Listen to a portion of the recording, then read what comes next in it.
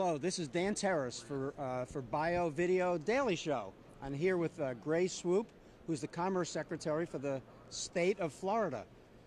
State of Florida. How come you're involved with biotech?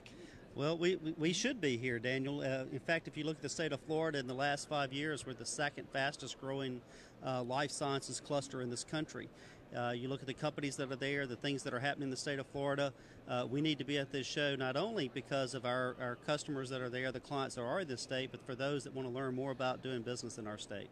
Well, I've been to PGA, and I've seen the Red Sox. I've been to academic lectures there, and I've been very impressed with Scripps and the Max Planck, what you're doing there. So how are you able to attract them?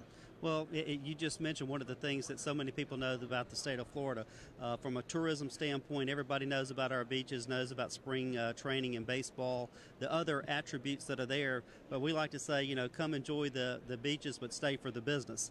And so if you come to the state of Florida, you'll see that there's many things that are happening. You mentioned Scripps and the connectivity that's going on there. Max Planck coming out of the ground. They'll be in their new facility adjacent to Scripps by the end of this year.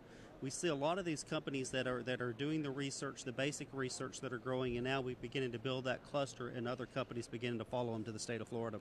But the impressive thing for me is state support for this, and you're going into an area that doesn't have a cluster of gigantic research, medical schools, and places like that. So that's pretty impressive.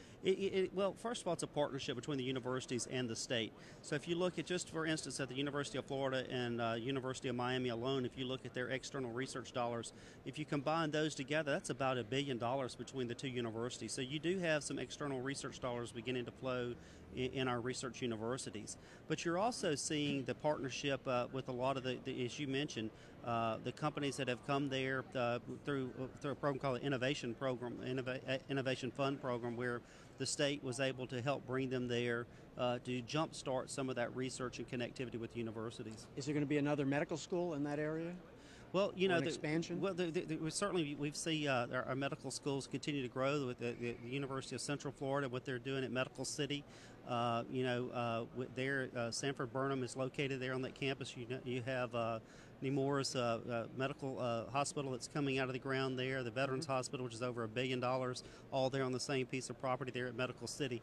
A lot of good things that are happening there, and we see that all over the state. And what metrics are you using to document or demonstrate your growth and ongoing growth? Well, first we look at the number of establishments. We're looking, and so if you look at the medical devices and companies there in the life sciences industry, we're over 900. And again, as I said, if you look at it from a standpoint, it's the in the last 5 years, it's the second fastest growing cluster in this country.